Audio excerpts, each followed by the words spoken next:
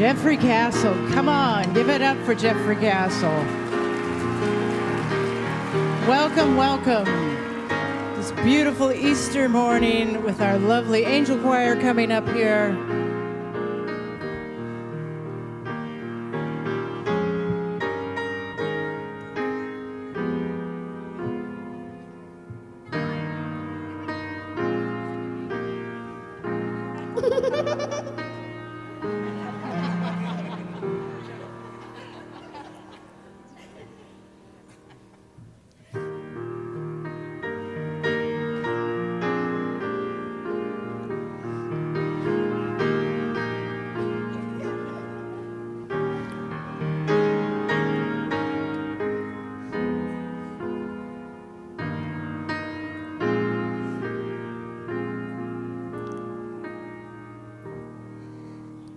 Joyful, joyful, we adore thee, God of glory, Lord of love. Hearts and full like flowers before thee, opening to the sun above. Melt the clouds of fear and sadness, drive the dark of doubt away. Giver of immortal gladness, fill us with the light of day.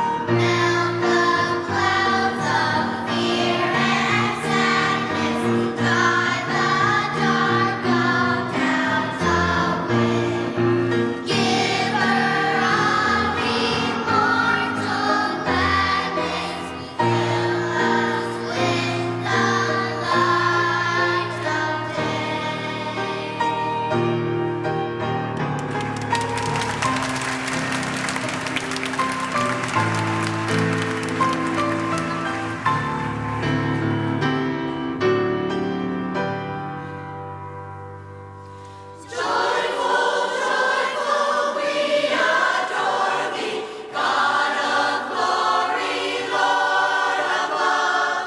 Hearts unfold like flowers before thee, opening to the sun above. Melt the clouds of fear and sadness, drive the dark of doubts away. Giver of immortal gladness, fill us with the light of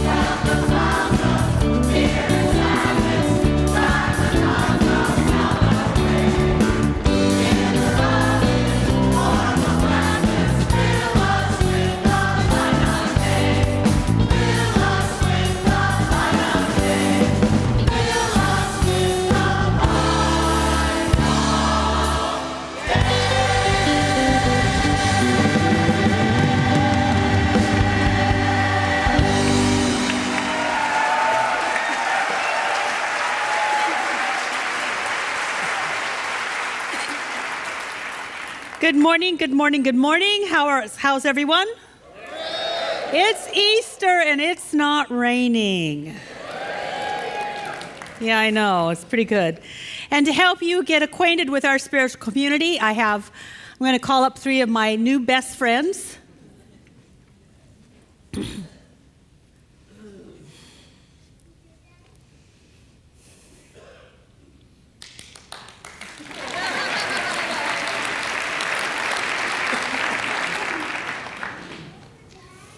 Welcome to the Center for Spiritual Living. We believe that God loves us all.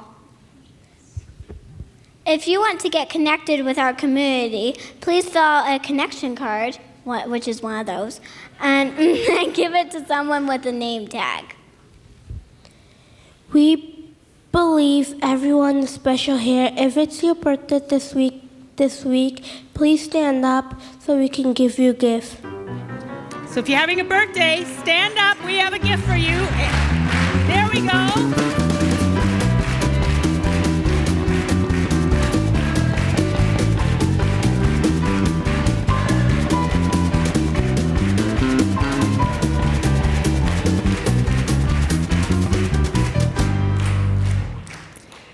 Okay, we're getting kind of full down here except for right over in that section, so lots of room up in the balcony. And so hopefully, yes, there's somebody to deliver gifts to those bunnies, of course. Isn't it interesting that many of the people who are having birthdays wore bunny ears? That's pretty cool. Just saying. Just saying. There's a few things that I want to... Thank you very much.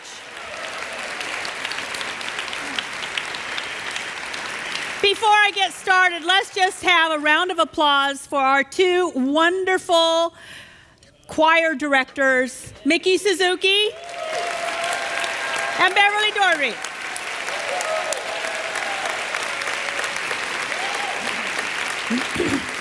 Now, I need to say a little bit about Beverly.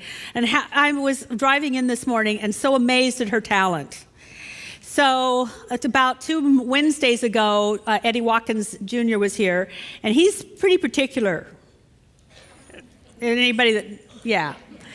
About musicians.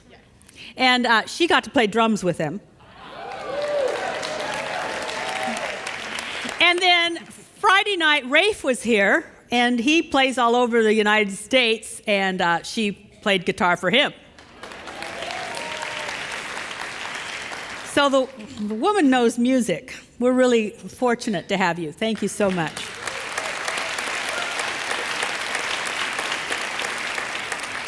So some of you came here because you were promised brunch. If you just showed up for this small little gathering beforehand. So in case you are wondering what kind of place you're at, I want you to know that the Center for Spiritual Living, we try to always blend together a few things, and these are the things that we try to blend together. The opinions of philosophy, the discoveries of science, and the revelations of religion. And when we say religion, we mean any religion. If it's a good religion, it's got a good idea, why not have it as our own? Because Spirit, the one, was the source of all good ideas. So they become our good ideas. But then we take those ideas, the philosophy and science and religion, and we apply them to human needs and aspirations. So it's not an empty philosophy. It's a philosophy that we can live by. So another way of saying this is that we promote a way of life that heals hurts and builds dreams. And if you have any one of those, a hurt or a dream, we're here for you. That's why we're together. So I really hope that you take advantage of today and that you look at your program and all the free services and free groups that we have to support you in whatever journey you're on and wherever on that journey you are.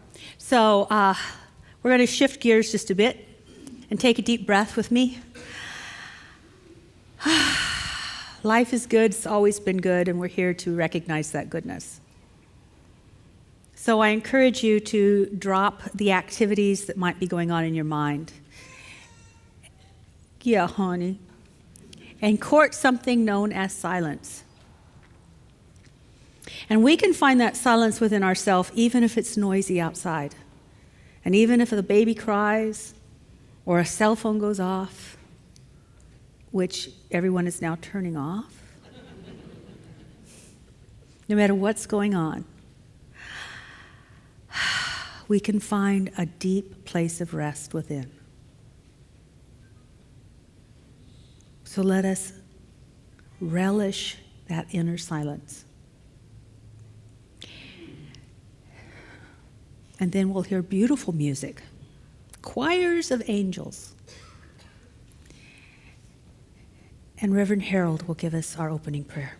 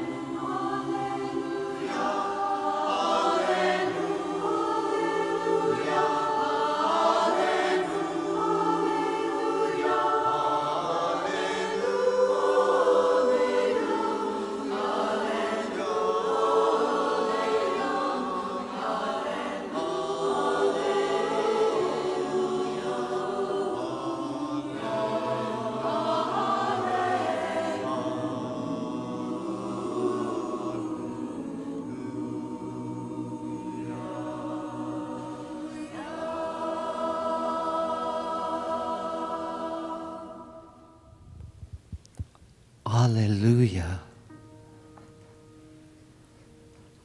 Hallelujah. Let us give praise to that one. Hallelujah. Let us give praise to the very source of our being. For I know that there is only one life, which is the life of God, which is the very love of all things. So I take this time to open my heart and to allow myself to know that love within me, that love within each and every one of us. For truly that heart beats universally, without limits, without conditions. It doesn't matter what you've been through. It doesn't matter where you are or where you're going to. What is the truth is that we are the love of God in form. And that we can allow ourselves to open up to that place, to open up to the truth of who we truly are, so we may rise up in that love. For no stone, no wall, no tomb can hold us back. That love that blooms in every flower. That love that creates all things. It's the very love of who we are. So I open this service knowing that love within each and every one of us. Knowing the love of God which speaks through Reverend Dr. Kathianne. Knowing the love that we hear through our Center for Spiritual Living choir. I allow everything to lift us up in knowing, remembering that we rise this day and have the opportunity every day to rise in the love of God. And so it is.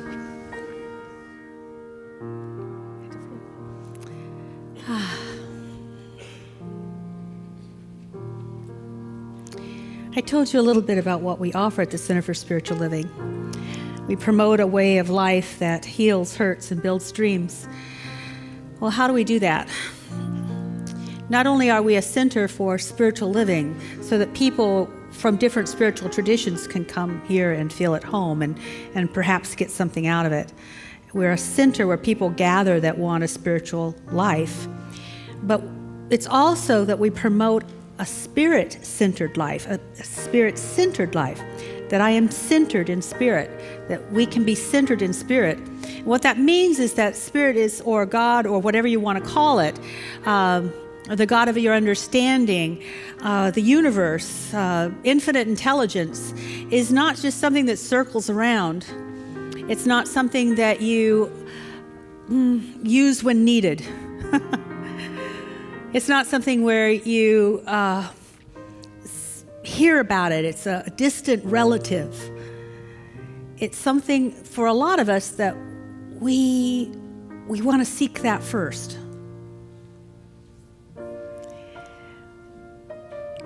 And that's kind of topsy-turvy for most of the world, because most of the world, spirit is an adjunct. It's something you put on top of things or draw to you when you need it. Or perhaps people go through all the motions, but they don't truly seek to live from the very depths of their being, where they know that they and God are one. But that's what we're trying to do here, myself and many others. But God comes first, and then all the things are added. Now, I can say that, but oftentimes messages come by or come through easier with music. That's why the universe invented music. Music is always the song of the Holy Spirit. It's always the song of truth when music and truth are added. So may this song tell you what a lot of us believe.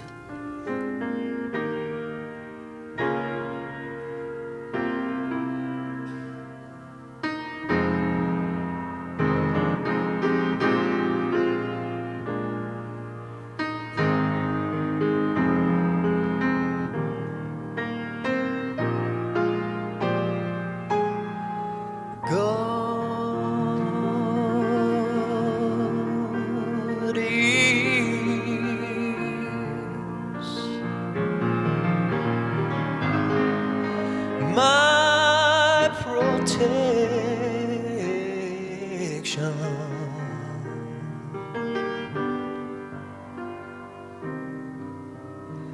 and God, my God is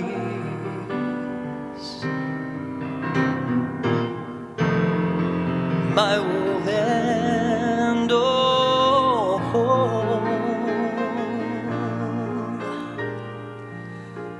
And God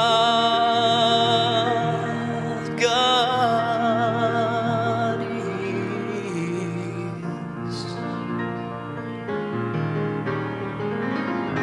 my light in darkness.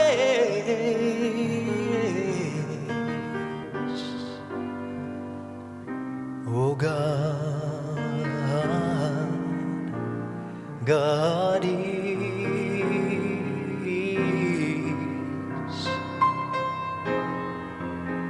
our all and all.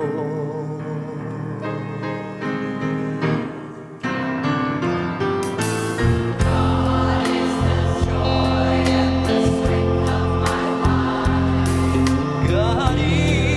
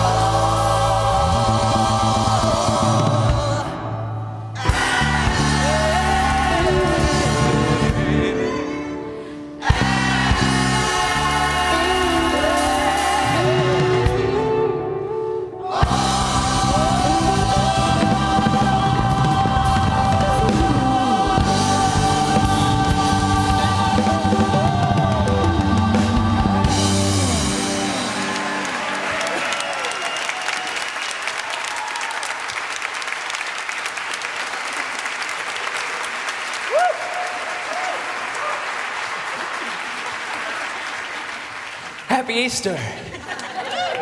This song was inspired by your ministry here. I want you to know that the love that radiates out from this room and this place goes for miles.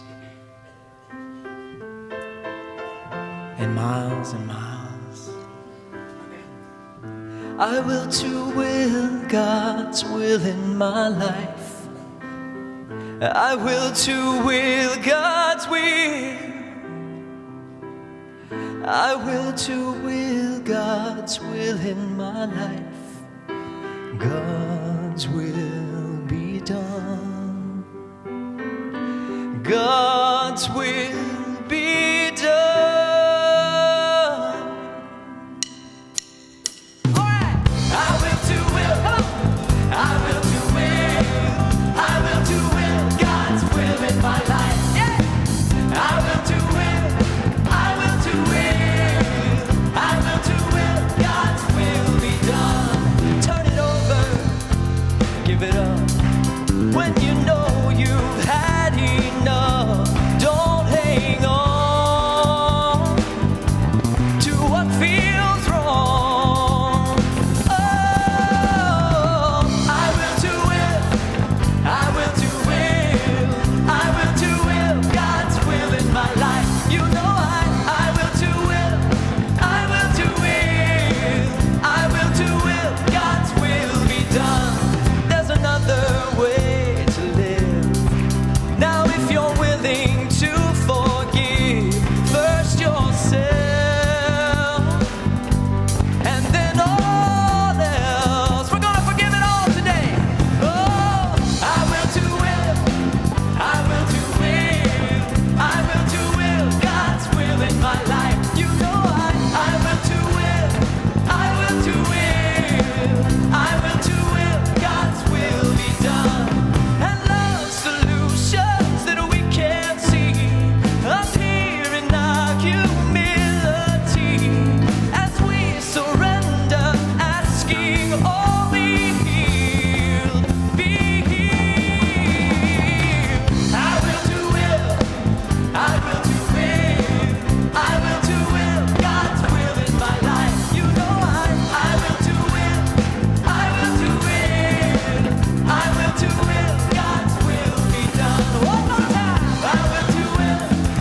I will to will. I will to will God's will in my life. I will to will. I will to will. I will to will God's will be done. I will to will God's will be done. Oh, I will to will God's will be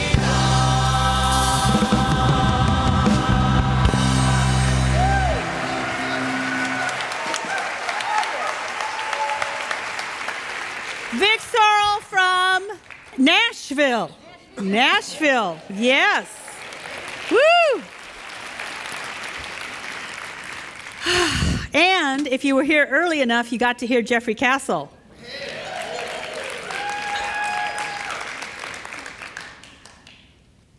If you didn't have your coffee, you really didn't need it after that. Ah, whoa, baby. And both of these wonderful gentlemen and musicians, great musicians, have CDs in the lobby. And we get to support our traveling musicians, like minstrels of old, going from town to town or church to church, sharing their great wisdom and accumulated talent. It's really great. Well, this is the culmination of what many Christians would call Holy Week, and because we can be influenced by other religions, I've really moved into this more than I ever have before. So I have, and anyone that wanted to listen has, anyone who paid attention, because you could always go blah, blah, blah. If you've listened, and what I've tried to say is that the Jesus story is a story, a myth that was wrapped around a man, and it's hard to pull them apart unless you do a lot of study. So I'm not going to give you all the study stuff. I just believe that what was being said was more than historical or factual. But boy, the story is powerful. And so we started out with the story last week, which was Palm Sunday. And there was some lessons to be learned. And I'm learning them all the time. These stories were stories like the how to live stories. Too bad they don't teach us that when we're going to high school or college. Now, here's how to live. This is what's going to happen. Don't be surprised. So, the lesson from last week, Palm Sunday, you will disappoint people. You are going to be a disappointment. Get over it. Because if you try to live up to other people's expectations, you can't. You'll let them down. They'll be disappointed. Don't feel bad. And not only are you going to disappoint others, others will surely disappoint you. Because no one can live up to someone else's expectations. Jesus certainly didn't do that. And if Jesus could disappoint,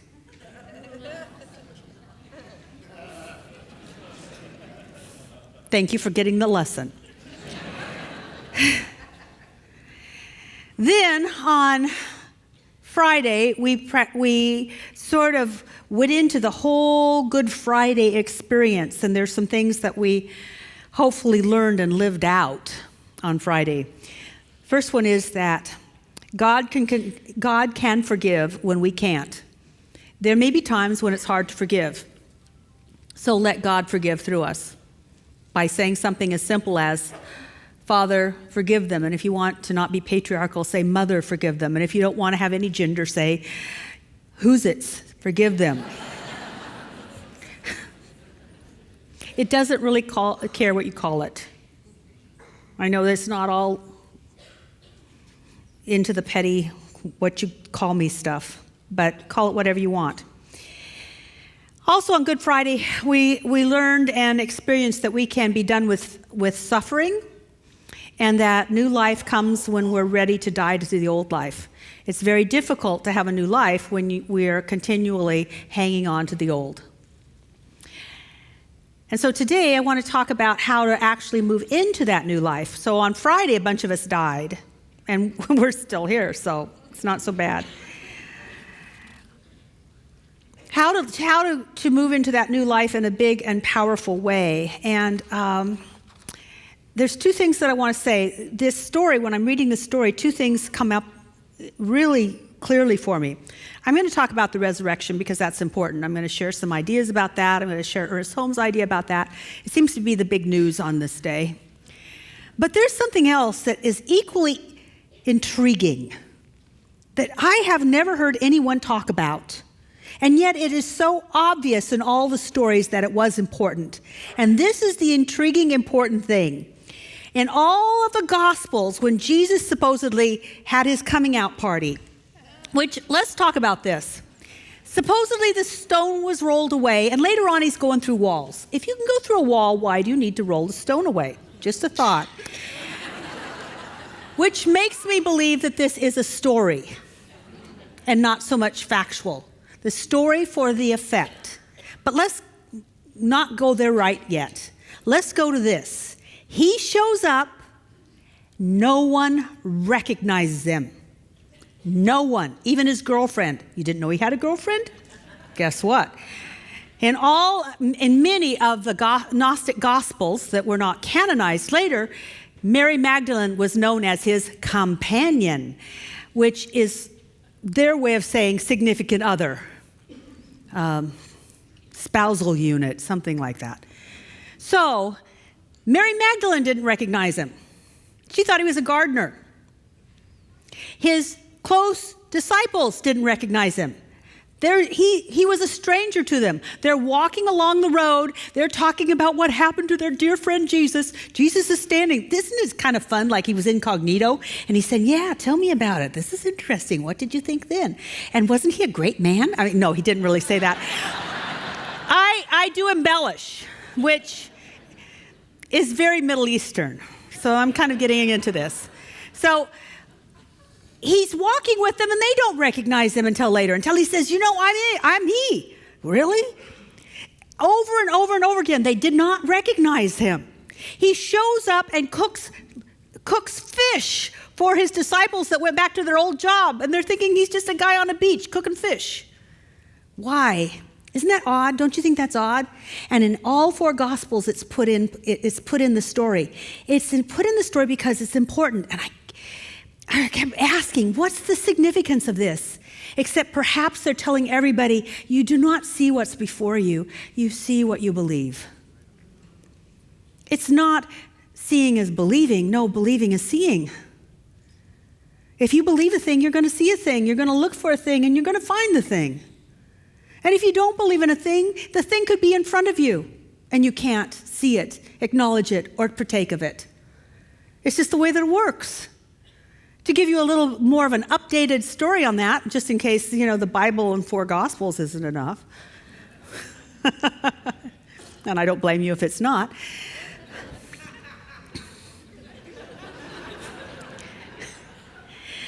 The story is true. It may not be factual, but it's true to our soul. That's why people keep reading that book. So the question has to be, how will I interpret it so that I can get the most out of it? But here's an updated version of the same story. This is told by Margaret Mead. And Margaret Mead, how many of you know who Margaret Mead is?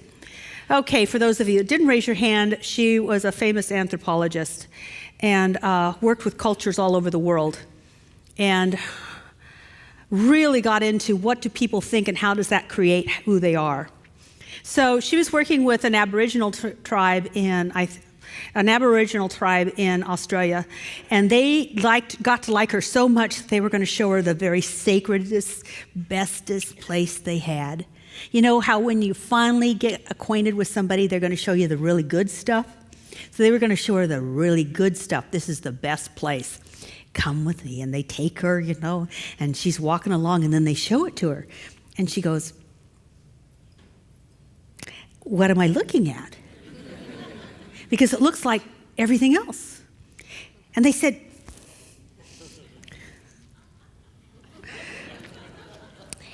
and they told her this is where the earth ended.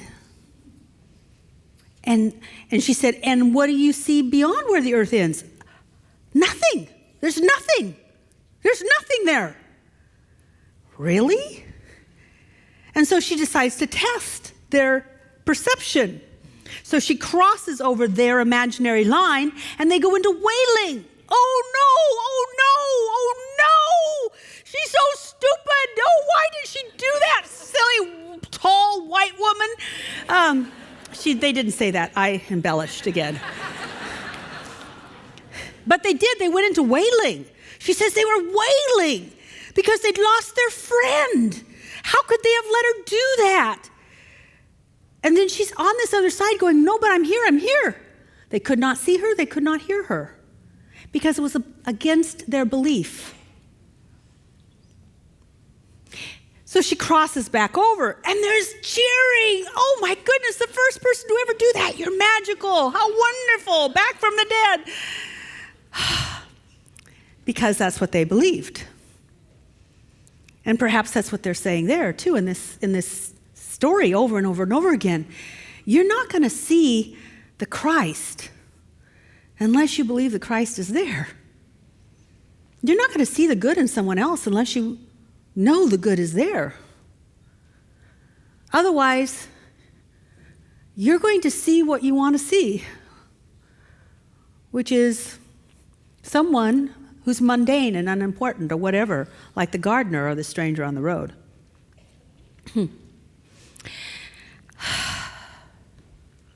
I think this is important because as the world is transforming and shifting, have you noticed the world is shifting very quickly? Very, very quickly. We are going it took a long time to go from the agricultural age into the industrial age. And the industrial age lasted a very long time, hundreds of years. And then we went into the information age. But you know what? We were quickly moving out of that because we've had as much information as we can get. The brain can only process just so much. What's the new age? The consciousness age. Where we realize that no matter how much information we have, it's who we are and how we use it that will make the difference. And so Spirit is waking us all up to love, to the ability to see unity when we say there is no unity. Wow. And what can see unity, what can see the Christ is love or the Christ. Love will see love. The Christ will see the Christ. We're waking up to that. This is a universal Easter that we're going through. To stop seeing people as we believe they are, to stop labeling. See, as soon as you label, as soon as you say that's the gardener, as soon as you say that's the stranger, you can't see who's really there. They're invisible to you. But when you see a person and you look into their eyes, then you're going to see what's looking back at you, which will be another human being longing for goodness and longing for love. Well, let's get back to the idea of Jesus and the resurrection. This is from Jean Houston. She said, the story of Jesus and the resurrection is essentially a miracle. It's a deep mystery. It's a great stumbling block. How many of you have ever thought that was kind of a stumbling block? Am I the only one that thought it was kind of weird? See, here we say that Jesus is the great example and not the great exception. And frankly, I don't want to follow him. You know, when he says, follow me, don't want to go there. I'm very claustrophobic. So if we don't see this as a metaphor and a story beyond a factual story, then we miss the whole thing. We miss what can do for us. So this will sort of open it up for us. As she continues, she says, the miracle of the Godded One who dies or is killed and comes back to life has a long and extraordinary history in the myths and ritual patterns of many cultures. Most famous of these are in ancient Egypt and ancient Greece. Isis, for instance, searches for the scattered parts of her husband, Osiris, binds them together and animates him to produce new life. Demeter calls forth her daughter Persephone from dwelling with the dead. And there's so many others like Adonisis and Dionysus and others. Mystery schools were filled with these stories. And it's been said that one of the reasons that Christianity spread to the Gentile world, what the Jewish called the Gentile world, is because they could understand that they were following a hero who did what their heroes had done. Die to the old to be reborn into the new. But this doesn't really work if we don't make it our story. And Ernest Holmes says that this story is about dying and being resurrected over and over and over again, dying to what doesn't work so that we can be lifted into what does work. To be just lifted. Now, there's a difference between being lifted into what works and making it work. Huge difference, which is what this story is about. How do we do that? There's a few ways that we do that. First of all, we will be lifted more easily if we are light of heart. Now, it's hard to explain light of heart without giving you the other side of it, which is heavy of heart. How many of you know what heavy of heart is? How many of you have been heavy of heart? And we're usually heavy of heart by the things that we put in our heart, which is our own accusations of ourselves. We don't live up to our own standards, and it makes us heavy. We become heavier and heavier of heart. It's just hard to not live up to our own expectations. So, what can we do then? There is a process that happens in ancient Egypt, and I'm really seeing that, and I could go into this whole thing, and maybe next year we'll have a Saturday workshop. We'll call it Tomb Day, Tomb Saturday, and have a process where we get to spend some time in the depths of our soul. But in Egypt, they did it this way. They put things in the tombs that were the most important and needed to be seen by the soul that would raise up. And because they were so important, they never made them out of any material that was worthy or expensive or desirable. Because if they had made it out any of these things that they're going to put in the tomb that were desirable, somebody would steal them. They knew, tomb tomb robbers are going to come. So they would create these little dolls that look sort of like those Russian dolls where you put one doll inside the other, another. They looked kind of like that, but they were out of clay because clay was worthless. So they put these clay dolls, and it usually had the head that represented the person. And then on this doll was inscribed things like, I never, blah, blah, blah. So that when the soul would rise up, they'd see these dolls and say, oh, I never did this, and I never did this, and I never did this, and I never did this. Because they realized that the soul watched the human act things out, but if the soul took on the burden, it could never raise up to a greater life. So the way they portrayed this is the soul meeting a god in the underworld and having the heart measured against a feather.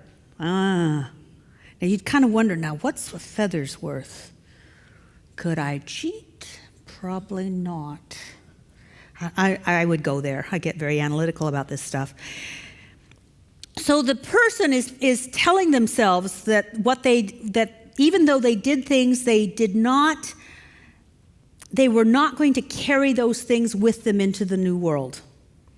I did this, I was crabby, I was grouchy, I was unkind, I was unforgiving, I cheated, I stole, but you know what? I'm going to let all that go and be buried here, and I'm going to rise up and be pure of heart so that I can move on. This could happen in a ceremony, it could happen in a process that we could put together, but there's too many of you.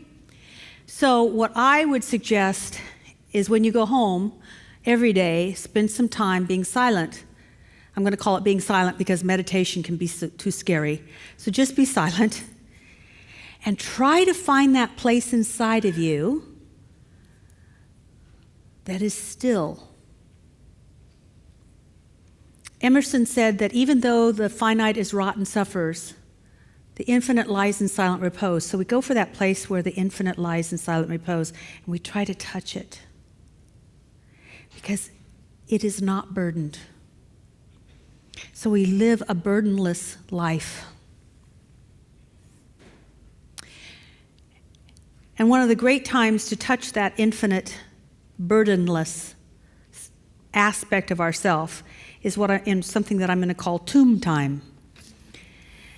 Jesus was in the tomb, let's get this straight, a day and a half, if we believe the story. But since in ancient traditions, in mystery schools, the neophyte had to be in the tomb for 3 days, it became 3 days.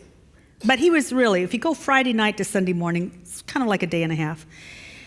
You have to squint to make it 3 days. But so he's in the tomb for a day and a half, and I was thinking, what is this? And then I heard myself, first service, say, you know what this represents? This represents a place a lot of us get when we're between a rock and a hard spot.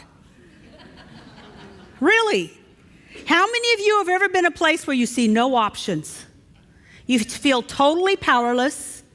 You don't know how you're going to get out of this.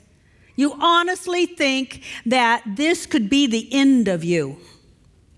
Now, human beings may react two ways. They'll give up and they'll just start the death process. How many of you, none of you are doing this because you're here, but how many of you have seen relatives meet the rock and the hard spot and just start to die? They just start going through the process, and you start to see them starting to shut down. There's that, you could do that. And then some people get really upset and they start plowing their way through. And I even did a talk about that once, but I can't now because I'm wearing a skirt. But I remember purposely on Easter wearing pants so I could just say, you know what, when you got a boulder in front of you, you just kick it away. And there was applause. Well, Kathianne's got a few moves. But that was not the point. What I realize is that it's still work.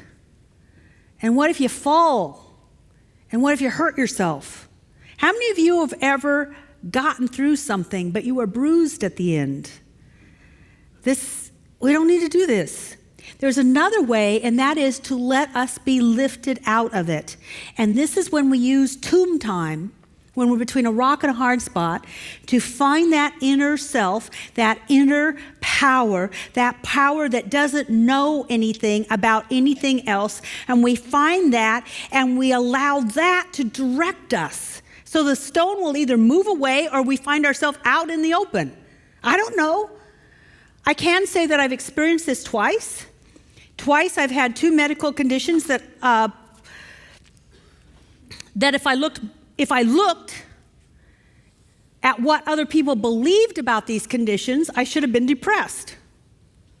But instead, I looked within and I noticed that inside I wasn't depressed. Inside I felt pretty calm. And I let that be the beginning of my new reality. That's why I believe the story is that Jesus shows up and nobody recognizes him. It's often hard to recognize that which is good because we're too busy looking at what's not good. Everywhere. So you find that center, and then from there you see what happens. And this is why I wanted that song to be sung, which is, I will to will God's will. I think it's very important that in the Gospels it says that Jesus said, not thy will, not my will, but yours be done. It's because God's will is always better than we could think of. It's grander than we could think of. Jesus may have wanted to do something to the Romans, and God's will was, no, let's change the world. Let's bring love into everybody and for everything. It's going to require surrender, which, just take a deep gulp and I will get through this very quickly. We need to surrender to the greatest possibility and not surrender to our fears. We surrender to what's being said inside of ourselves instead of surrendering to what's being said outside of ourselves. We use our focus, which is our willpower, I will to will thy will. We use our will to focus on the greater possibility, to focus on the power within us. There is power within us. We talk about it all the time, but we seldom access it as a nation, as a country, as a world, because we're too busy griping about what they're doing. They're doing something. And if we change them, it'll be better. No, it won't. Because everybody's looking outside instead of looking inside. When we become meek, meek only means to yield. Are we yielding to what God says about its creation, which is its good? Or are we yielding to what creation says about itself? Are we yielding to the idea that all are the beloved in whom God is well pleased? Or are we yielding to the idea that, God loves us, but those guys are really off track? What are we yielding to? When we yield and focus on that which Spirit says is true about its creation, we become powerful. And we become as powerful as we have allowed ourselves to concentrate on that inner self and live from that inner self. I want to talk about the universal Easter because I think things are speeding up and we're having a universal Easter. Easter happens, according to Howard Thurman, when things look the darkest. And if you look in some areas of the world, it looks pretty darn dark, doesn't it? It seems like we just are still so prejudiced. And it seems like there's still some people out there that want to be wild, and we call them terrorists. And there's people out there that just should really get their act together, and we should do something with them. And yet I see it as there are groups calling all of us to acknowledge what we believe in our heart, which is we're all beautiful and we're all worthy. Isn't it interesting that because I always believe in trickle up. I love trickle up. Legislation has never changed anything. Look at history. But boy, when it trickles up, things can shift very quickly. Look at Indiana. Very quickly. And I really don't know about their law. I really don't. I'm I have no idea. All I know is that if it even had a tinge of prejudice, people weren't going to go for it. We are growing beyond prejudice. We are having an Easter experience. I want you to wake up and watch people roll away the stones that have been there for hundreds of years. We're not going to put up with it anymore. Now, I don't know about individual cases either, and I think that there's always two sides of every story, but we're also rolling away the stone and saying it's no longer appropriate for a brutality of any kind. We're not going to put up with bullying of any kind. We are saying it as a group of people. That is the universal Easter. Now, you can either ride that wave or you can stay inside for a while. I mean, you know, the sun might be dangerous for your skin. But I'm excited. I'm looking at ISIS and the terrorism of that, and yet Islamic nations are coming together and saying that they will work with Americans and Christians and Jews to overcome that. That's a togetherness that we've never experienced before. We are talking to Iran for the first time in 30 years. It doesn't matter how it turns out. We are having Easter. It's not what happened 2,000 years ago. God doesn't care what happened 2,000 years ago. God is always in the now. We're having Easter. Are you having Easter? Yes. And if you're not, you can. All you have to do is find what's inside of you and live from that place. And God says, oh, honey, I can roll the stone. I made it. And if you don't want to break a nail, I'll just put you on the other side. There is so much good happening in the world. That's Easter. It's like, I don't care what's in front of me. I know what's inside of me. That's Easter. Let us pray. And so I give thanks that in this moment we experience the universal awakening, the universal dawn of a new reality. I give thanks that we're seeing that things are shifting and shifting greatly, so that we are no longer seeing strangers and gardeners. We're seeing brothers and sisters of spirit. We are seeing that our beloved is showing up in all sorts of ways, and that perhaps even our greatest enemy is only playing hide and seek. Mother Teresa said that she could do all that she did because in every child's eyes, and every elder's eyes, and every cripple's eyes, and every one she met, she saw only the face of Christ. And look what she did. No money, no backing. Only her partnership with God. And she rolled away poverty, and she rolled away the caste system,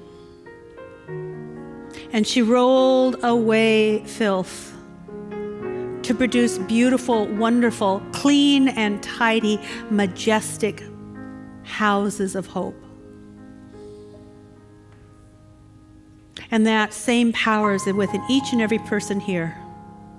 I give thanks that this Easter we are making a commitment to see the great possibility that lies within us and the great possibility that lies upon this earth. And we are the rising sun. Oh, this could be known as the house of the rising sun. Oh, yeah. Tell that to your friends over Easter brunch. Life is good. Laugh. Giggle. This is what Easter is about. It's about bunnies running through the fields and birds singing and nests being made. It is about tulips coming up and daffodils flaring themselves into the space, saying, I can compete with the sun. Easter is about life itself, knowing itself, expressing itself, and it's not just Mother Earth that does it. It is those of us who walk upon this earth. We are Easter, and so it is.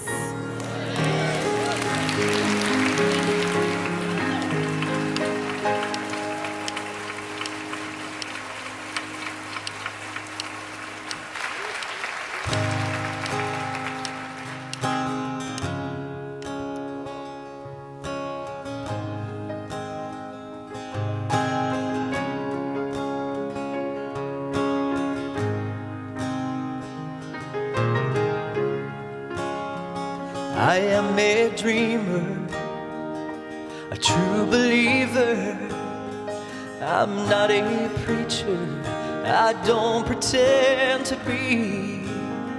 But there may be wisdom divinely given in these lessons life has taught to me. Love thy sister, love thy brother, look for Eden in each other. Let no nation make peace through a battle. There are many gates to heaven,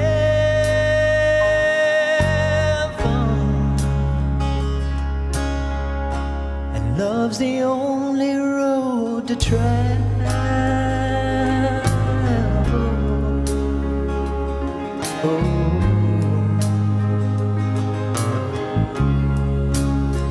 I have no answers to all our questions, like where we came from and why we're here. Oh, but I am certain if there's a purpose, it was never to teach hate and fear. Sing with us. Love thy sister and love thy brother. Look for Eden in each other. Let no nation make peace through a battle. There are many gates to heaven,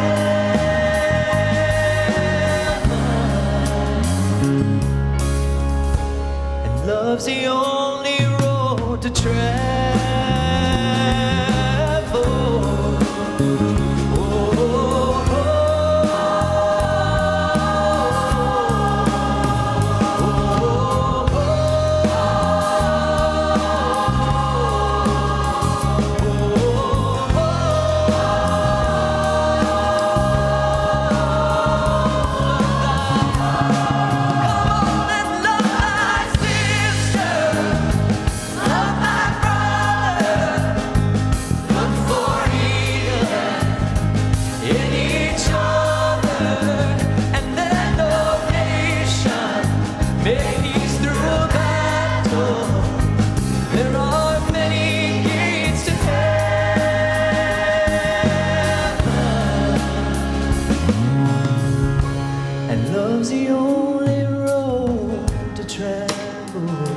You know, in our church, we try to get our body involved because, you know, this is not using a lot of yourself. Even this doesn't add that much. But when you can stand, you're taking a stand for something. That's why standing is I take a stand. I'm taking a stand for loving my sister, even if I don't recognize her. And I'm taking a stand for loving my brother, even if he may have hurt me once. And I'm taking a stand for the world being different. And sing from that place, and it will change you. So if you don't want to be changed, sit down quickly. Love thy sister, love thy brother, love thy sister, love thy brother, love thy sister, love thy brother, love thy sister. All right, everybody, we're gonna sing this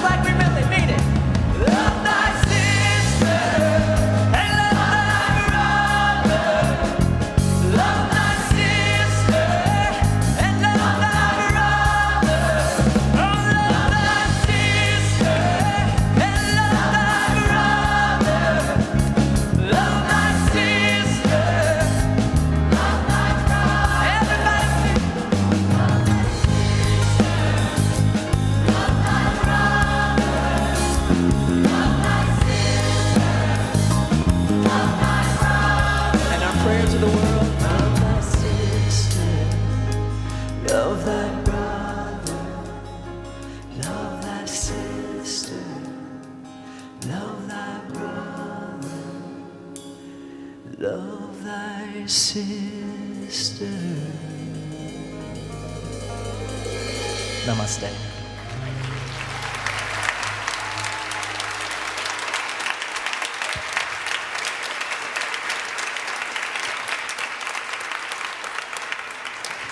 Beautiful music. In fact, the I will to will thy will, I play a lot in my car. Thank you. It's gorgeous. His CDs and also Jeffrey Castle's are available in the lobby. Will the ushers please come forward? A few things that I want to point out to you. In your program, it lists all the free programs we have. So almost anywhere you are on your journey or whatever path you're taking up the hill, it's like having more than one path to the top of Mount Si. So no matter where you are, we have something that we think we can assist you with.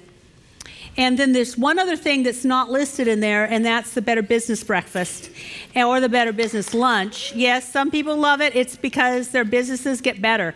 So whether you work for someone or people work for you, or you think maybe I'd like to get into business or whatever, there's that program's for you, but we do need to order the breakfast and we do need to order the lunch. So you have to sign up today if you want to go on Tuesday to either the breakfast at 7 o'clock in the morning or the lunch, which is at noon. So either one. Let's just know right here, right now, that life is good. Oh, it has always been, and we're waking up to it. We're rolling away the stone, clearing the sleep from our eyes, and seeing the glorious reality of God doing its work. And from that place, that centered place, that awake place, we bless our gift. And I speak my word of blessing for each gift, for each giver, for everyone here, for this community of playful saints. And Yogananda defined a saint as a sinner that never gave up. Oh, that's us. And so it is.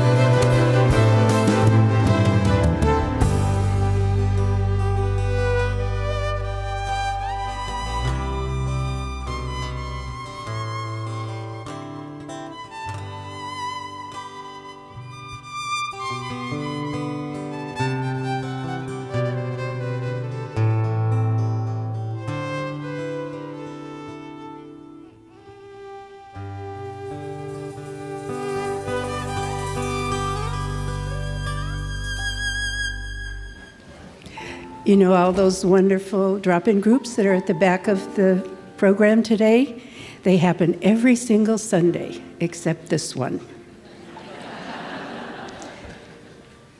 If you have something on your heart or on your mind that you would like affirmative prayer to support you, meet over by the altar on the side of the stage right after this service, and a practitioner or two will support you. So this is the part of the program where we give thanks. Always the best way to end. So if you are so inclined, sit back one last time, take a deep breath, and close your eyes. And I'm going to speak a word of blessing and thanksgiving for the way we have heard old, ancient stories unpacked and brought into the present to new life, to the freeing and empowering message that resurrection happens every day, every minute, every instant. And it happens when we turn away, lighten our hearts from the blame, shame, guilt, regret, set it aside and turn our focus to the light and say, I intend to move forward, and I know that Spirit is with me as I do. And so it is. Would you please join us for the closing song? Perhaps maybe you will stand up for us, yes? Are you ready, Miss Karina? All right.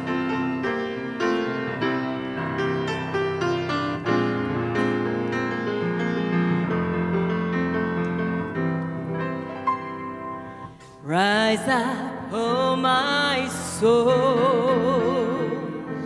Rise up, oh my soul. And rise up, oh my soul.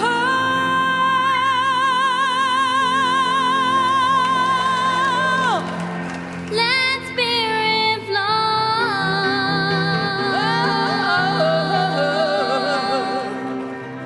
Rise up, oh